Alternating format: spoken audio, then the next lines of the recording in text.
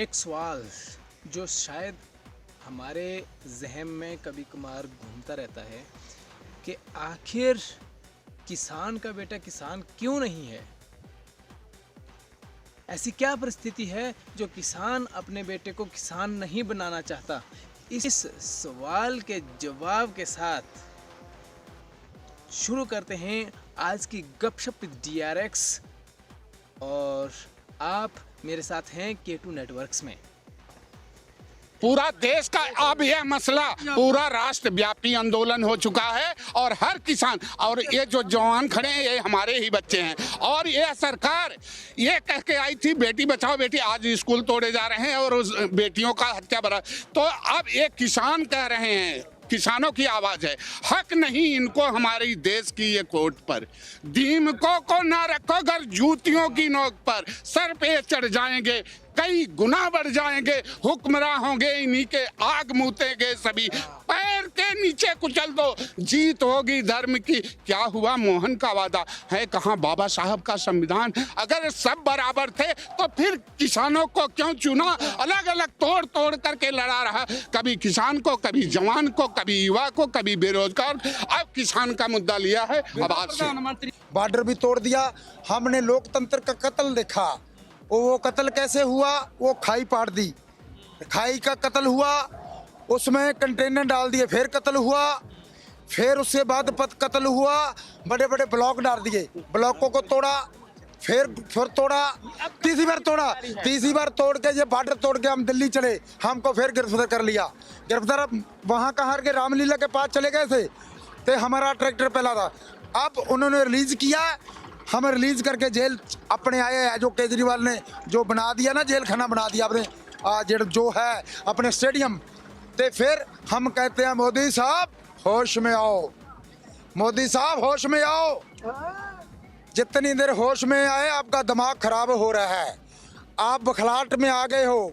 ये किसान जेड़ा तीने कानून है, एक किसान मजदूर व्यापारी ट्रांसपोर्ट के विरोधी इसको रद्द कर दिए। तो डॉक्टर स्वामीनाथन की रिपोर्ट है, उसको लागू करें। हमने लागू कर दिया है, सुन लीजिए। लागू कोई नहीं होया स्वामीनाथन, ठीक है, करें ना करे। ठीक है। अब ये आंदोलन आपका कब तक चलेगा और कैसे चलेगा? अगर सरकार जितनी देर जीत नहीं जाते उतनी देर चलेगा। हाँ, पीछे नहीं मुड़ेंगे, नहीं मुड़ेंगे। मोदी कहता है, मोदी गुमराह कर रहा है, मोदी गुमराह कर रहा है। हमने किसानों को खुली मंडी दे दी, खुली तो पहले ही है।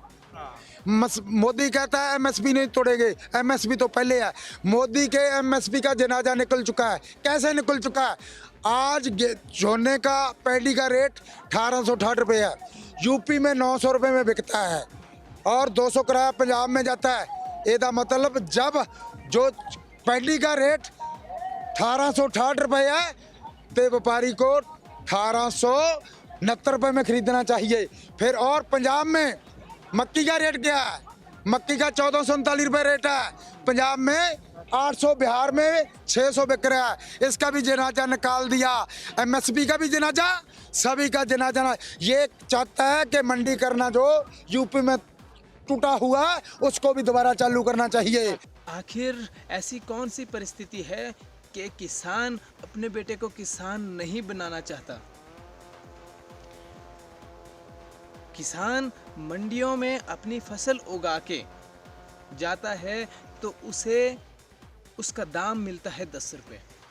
जब उसी फसल को कोई दूसरा इंसान उस रिटेल मार्केट से या फिर सब्जी विक्रेता से उसको खरीदता है तो सब्जी का मूल्य हो जाता है 30 या फिर 40 रुपये। तो किसान अपने बेटे को किसान बनाएगा ही क्यों? जब उस किसान ने जब वही फसल अपने खेतों में उगाई और उसका मूल्य उसको मिल रहा है उसका 10 रुपये, यानी कि 4 गुना कम। वो 4 गुना का मार्जिन, जो बीच का जो 3 भाग हैं, वो उस जो खरीदार है वहां तक पहुंचते पहुंचते जो है वो 3 गुना जो है उसमें उन्होंने वो बीच में काट लिया। तो किसान अपने बेटे को किसान क्यों बनाएगा? सिंपल से क्वेश्चंस का सिंपल सा आंसर। अब हम बात करते हैं अभी जो किसान आंदोलन आजकल चला हुआ है और चरम सीमा पर है, आखिर सरकार कब तक किसानों को दबा के रखेगी या अपनी तानाशाही जो चलाएगी? बहुत ही बड़े बड़े दिग्गज जो पूरे समीकरण बनाते हैं, या फिर हम यूँ कहें कि वो लोग जो एक अच्छी भावना के साथ जो है वो काम करते हैं, वो लोग इस चीज़ को पहले से ही समझते। किसानों ने तो अपनी चुप्पी तोड़ दी, आखिर आम इंसान कब तक अपनी चुप्पी तोड़ के रखेगा? ये बहुत बड़ा सवाल है आज की सत्ता पक्ष के लिए, जो सत्ता में बैठी हुई पार्टी है उसके लिए। मैं तो ना बीजेपी के साथ हूँ ना कांग्रेस के साथ हूँ, या फिर ना किसी और पॉलिटिकल पार्टीज के साथ हूँ। मैं सिर्फ सच्चाई के साथ हूँ। मुझे उन सब लोगों से कोई लेना देना नहीं है। हाँ, एक बात तय है कि मुझे इस सिचुएशंस का या फिर इस परिस्थिति का पहले से ही अंदाजा था कि ऐसा कुछ होने वाला है। अभी तो ये शुरुआत है, अभी हम शुरुआती दौर पे हैं, आगे आगे देखिए होता है क्या। तो बात यहाँ किसानों की हो रही थी, तो किसानों के लिए यदि सरकार ने जो भी नियम है, या फिर किसान अपने जगह किसान भी सही है। देखिए, आम आदमी के लिए क्या चाहिए? खाने के लिए रोटी, पहनने के लिए कपड़ा और रहने के लिए मकान। ये तीन जो चीज़ें हैं, अगर इन चीज़ों की हमारी जो आवश्यकता इन तीन चीज़ों की अगर उस चीज़ की पूर्ति हो जाए, तो हम लोग क्यों किसी पे आरोप या प्रत्यारोप करें? क्योंकि इन लोगों को राजनीति से कोई मतलब नहीं होता। ना तो ये लोग राजनीति करना चाहेंगे, या ना ही ये लोग जो है किसी और चीज़ के लिए भटकेंगे। ये सिर्फ वो लोग हैं जो कॉमन इंसान है, या फिर कॉमन लोग हैं, साधारण लोग जिनको हम बोलते हैं। यदि वो किसान अपनी बात को रखना चाहते हैं, सरकार के सामने रखना चाहते हैं, उन लोगों पे या फिर उन कम्युनिटी पे, उस कम्युनिटी पे सरकार रोक क्यों लगा रही है? कुछ ना कुछ कहीं ना कहीं तो गलती हुई है। चाहे हम किसान बिल की बात करें, या फिर कोरोना वायरस या फिर एपिडेमिक एक्ट की ही बात करें। जो एपिडेमिक एक्ट है, यदि ये एपिडेमिक इतना ही ज़्यादा, ये जो वायरस है कोरोना वायरस, कोविड-19 जो वायरस है, यदि वो इतना ही ज़्यादा खतरनाक है, तो कुछ चंद ऐसे सवाल हैं जिनका जवाब सरकार को देना चाहिए। हालांकि सरकार इस मुद्दे पे कोई बात नहीं करती। पहला मुद्दा क्या है कि चाइना से अगर कोरोना वायरस की शुरुआत हुई है, तो चाइना पे क्यों नहीं, चाइना से कोई भी कंट्री या कोई भी देश इस मुद्दे में क्यों नहीं बात कर रही है? हालांकि आज 1 साल से ज़्यादा यानी कि 12 महीने से ज़्यादा टाइम होने जा रहा है, फिर भी चाइना से अभी लेटेस्ट जो आज की ही न्यूज़ है वो कहीं से नहीं आ रही है।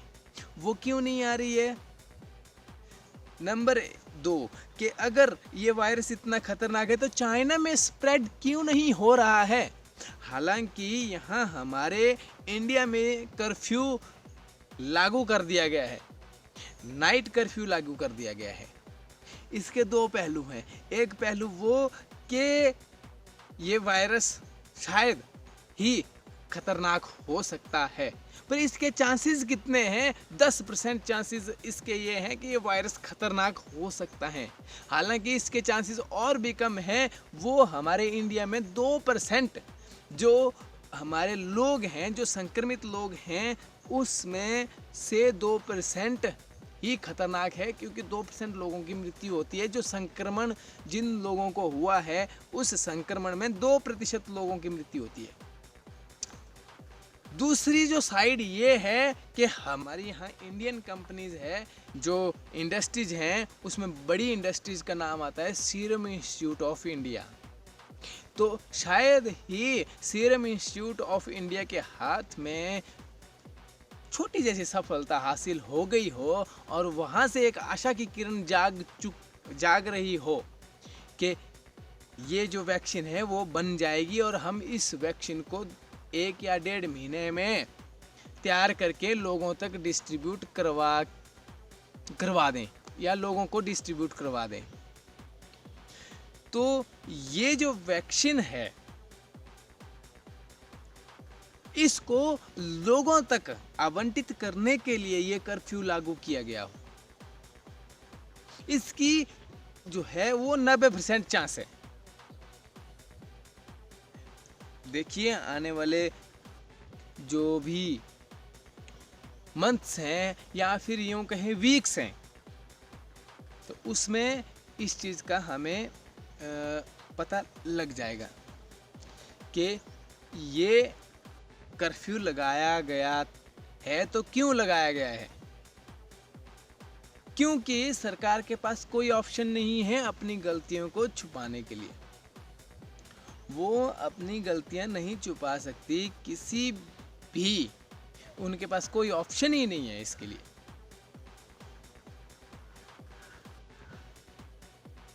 अगर ये वायरस इतना ही डेडली, इतना ही खतरनाक है, तो जितने भी सेलिब्रिटीज को हुआ या फिर नेता लोगों को हुआ तो वो क्यों नहीं मरे।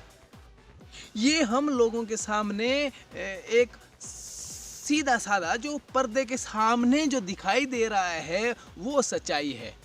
पर्दे के पीछे की सच्चाई तो एक अलग ही बात है, वो तो हमारी नज़र में है ही नहीं। जो पर्दे के पीछे जो एक स्क्रिप्ट लिखी जाती है, चाहे किसी भी सेलिब्रिटी हो या फिर कोई भी पॉलिटिकल पार्टीज का नेता हो, उसके पीछे जो है जो भी वो भाषण देता है वो लोगों को दिखाया जाता है, तो वो एक अलग इशू होता है। उसके पीछे का जो स्क्रिप्ट होता है वो हमारे लिए अननोन होता है। हमारे लिए क्या है, वो सबके लिए अननोन होता है, वो सीक्रेट होता है। वो सिर्फ 2 या चंद लोगों को पता होता है, वो गिनतियों में होते हैं। वहीं लोग देश को चलाने की बात करते हैं। एक टीम बिठाई जाती है, वो क्या करती है, एक स्क्रिप्ट लिखती है, वो लोगों को दिखाई जाती है वो स्क्रिप्ट, और वहीं लोग क्या करते हैं, उनमें से किसी एक आदमी को या एक इंसान को सामने खड़ा कर दिया जाता है एक पुतले की तरह, और वो भाषण दे के चला जाता है।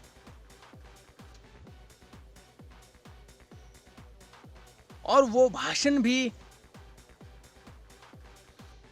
पता नहीं किस तरीके से देता है, उसके लिए वही भाषण ही सबसे ज्यादा मायने रखता है। उनके आपस में जो बात हो रही है वो हम लोगों के नजरिए में है ही नहीं। इस चीज को समझिए, बहुत ही कॉम्प्लिकेटेड प्रोसीजर है। फॉर एग्जाम्पल, मान लीजिए मैं पवन कुमार अपनी पॉलिटिकल पार्टीज का गठन करता हूं और मेरे पास पैसा काफ़ी है और लोग भी मुझे चंदा दे के जो है काफ़ी पैसा दे के चले जाते हैं, क्योंकि वो मुझे जानते हैं, मुझसे उनको कुछ फ़ायदा होता है, इसलिए वो मुझे दे के जाते हैं। ठीक है, उसके बाद होता क्या है कि मैं उस पैसे को लगा के अपने पास कुछ ऐसे लोगों की टीम इकट्ठा कर लेता हूँ जो अपने दिमाग का यूज़ करके एक स्क्रिप्ट लिखते हैं। वो स्क्रिप्ट लिखने का काम करते हैं, वो स्क्रिप्ट लिखते हैं, उस स्क्रिप्ट को मैं पढ़ के आप लोगों को सुना देता हूँ। तो वो चीज़ क्या हुआ, वो पर्दे के पीछे की जो सच्चाई है वो उन लोगों के, वो जो राइटर थे उन लोगों के बीच में चली गई, और वहाँ से उसके बाद जो है मैंने वो आप लोगों को एक कैमरे के सामने जो है वो बोल दी। आपको तो लग रहा है कि मैं लाइव में हूँ या फिर मैं आप लोगों के सामने हूँ और मैं बिल्कुल सच बोल रहा हूँ, अंदर से बोल रहा हूँ, पर नहीं, ऐसा नहीं होता है। ये एक पीछे की एक स्क्रिप्ट होती है जो लिखी जाती है किसी अलग इंसानों के द्वारा। उसमें एक समावेश होता है बहुत से लोगों के दिमाग का, और उन लोगों के दिमाग के जो समावेश है उसको एक इंसान आगे पढ़ के सुना के चला जाता है, आप लोगों को पता भी नहीं लगता। और हम लोग उसके द्वारा बोले गए, उस एक इंसान के द्वारा बोले गए शब्दों के पिटारे में जो है उस पर विश्वास करके चले जाते हैं अपने अपने घरों में और उसको वोट डाल देते हैं, ये जाने बिना कि पर्दे के पीछे की जो सच्चाई है वो क्या है। इसलिए तो मैं बोलता रहता हूँ कि पर्दे के पीछे की सच्चाई को समझिए। कोरोना कुछ नहीं है, मेरे हिसाब से तो कुछ नहीं है। अभी भी मैं आपके सामने कुछ बोल रहा हूँ तो मेरी आवाज़ में शायद ही आप लोगों को कुछ फ़र्क नज़र आ रहा होगा। वो इसलिए कि मेरे जो पिछले वीडियो हैं अगर आपने उनको देखा होगा तभी आपको ये फ़र्क नज़र आएगा। मुझे भी जुकाम हुआ है, नहीं हुआ नहीं है, हुआ था, ख़त्म हो चुका है, पर और मुझे बुखार भी हुआ था, पर मैंने कोई टेस्ट नहीं करवाया। हालांकि मैं जानता हूं कि अगर मैं टेस्ट करवाता तो जितनी भी मेरी फैमिली है उस पे एपिडेमिक एक्ट लागू हो जाता, पर मैंने अपना ही टेस्ट नहीं करवाया अपने परिवार में। देखिए मेरे परिवार में कोई भी सेफ नहीं बचा है। आजकल के दिनों में हमारे यहाँ ठंड और जो गर्मी का जो मौसम होता है वो एक बीच के लेवल में होता है, और उस लेवल के बीच में जुकाम होने के चांस 100% होते हैं, चाहे आपकी इम्यूनिटी कितनी ही स्ट्रांग क्यों ना हो। और उस दौरान लोग जो है जुकाम के साथ संक्रमित हो जाते हैं। और जुकाम एक ऐसी चीज़ है कि लोगों के संपर्क में आने से पूरे लोगों को संक्रमित कर देता है। जुकाम का जो संक्रमण रेट है उस पर रिसर्च हुई ही नहीं है। अगर उस पर रिसर्च होती तो उसका संक्रमण कोरोना वायरस से भी ज़्यादा बताया जाना होना, क्योंकि उसमें जो जितने भी जो पेशेंट्स के सिम्टम्स हैं जुकाम के, कॉमन कोल्ड इसको बोलते हैं इंग्लिश में, तो अगर हम उन लोगों की बात करें तो ये किसी बंदे को छोड़ता ही नहीं है, चाहे वो इम्यूनिटी स्ट्रांग है। अगर कोरोना वायरस की हम बात करें तो इनमें से किसी लोगों की जिनकी इम्यूनिटी बहुत ही ज़्यादा वीक हो चुकी होगी तो उन लोगों में वो जुकाम ज़्यादा हावी हो जाता है। अगर इन सभी लोगों का टेस्ट करवाया जाए तो वो पॉजिटिव आएगा। उनमें से एक या फिर 2 लोग जो है ऐसे निकलेंगे जिनमें उनमें सिम्टम ज़्यादा आ जाएंगे, उनके अंदर जो है उनकी शारीरिक क्षमता नहीं है उस वायरस से झेलने की, तो वो जो वायरस है वो क्या होगा कि वो उसको सहन नहीं कर पाएंगे, और पहले से अगर उनको कोई बीमारी होगी तो वो उस बीमारी से मर जाएंगे। तो ये हमारे बीच में एक पहले से चला आया एक प्रोसीजर है, और इस चीज़ के पीछे, इस चीज़ पर जब बहुत जो दिमागी लोग होते हैं उन्होंने जब रिसर्च की, जो गिने चुने लोग हैं 1-2 लोग हैं, उन्होंने जब इस चीज़ पे रिसर्च की तो उनको पता चला कि ये चीज़ ऐसे ऐसे जो है वो फैलती है और ऐसे ऐसे इसका जो है वो ये होता है, तो उनके पास इसकी स्क्रिप्ट पहले से पहुंची हुई है। तो वो इस चीज़ को कैसे इस अपने नॉलेज का जो है वो दुरुपयोग कैसे करें, उन्होंने उसका भी फॉर्मूला निकाला और इस वायरस को इजाद कर दिया और इसका नाम दे दिया कोविड-19। इसके आगे अब ये जो है वायरस की बात रही, बहुत ही गंदी राजनीति हो रही है। गंदी राजनीति, अब मैं कैसे बोलूं कि ये गंदी राजनीति कैसे हो रही है। इतनी घटिया राजनीति मैंने जिंदगी में नहीं देखी सर। आखिर ऐसी कौन सी परिस्थिति है कि एक फकीर को एक फकीर को, जिसका कि कोई परिवार है ही नहीं, उसे ऐसी राजनीति करने की आवश्यकता पड़ रही है। या तो वो फकीर जिसको हमने एक बहुत बड़ी उपाधि दे दी गई है, या तो वो फकीर ऐसा इंसान है जिसे के जो कि दिमाग से खाली है और हम लोगों ने उसको चुन लिया है, उसे एक प्रतिनिधि बना दिया गया है, एक ऐसे भारत का जो कि दुनिया में पॉपुलेशन की दृष्टि से दूसरे नंबर पे आता है। ऐसी कौन सी परिस्थिति है उनके सामने?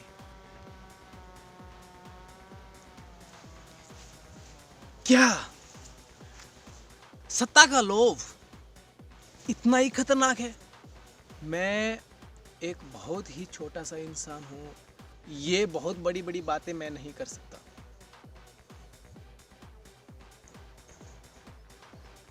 पर फिर भी मैं हिमाचली होने के नाते हिमाचल की जनता से आह्वान करता हूं कि वो लोग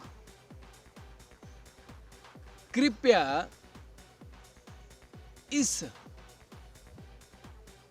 तरीके की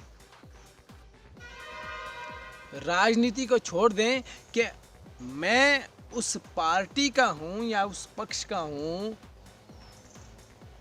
उसने मुझे ये दिया, उसने मुझे वो दिया।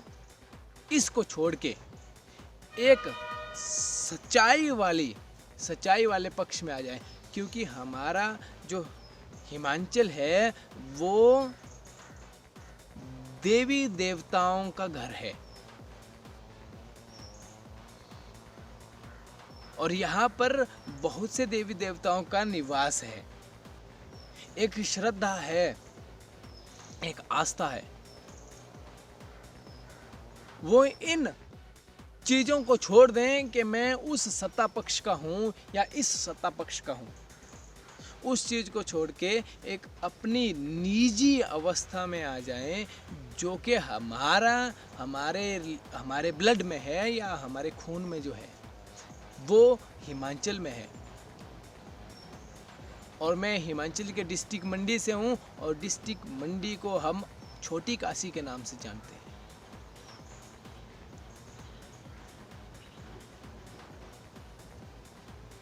तो एक सत्ता पक्ष को छोड़ के, उस सत्ता को छोड़ के या फिर उस पॉलिटिकल पार्टीज को छोड़ के हम उन लोगों के साथ आ जाएं जो लोग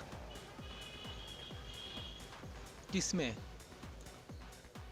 जो लोग सिर्फ उस विशेष आदमी का चयन करें जो आदमी और उसके विचार बिल्कुल सही है और सटीक है,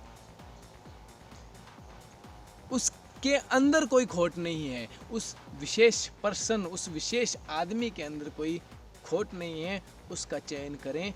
ये मेरी अपील है सर्वसाधारण और लोगों से। तो आज के लिए बस इतना सा, मिलते हैं अगले एपिसोड में गपशप विद DRX में K2 नेटवर्क्स के साथ। तब तक के लिए नमस्कार।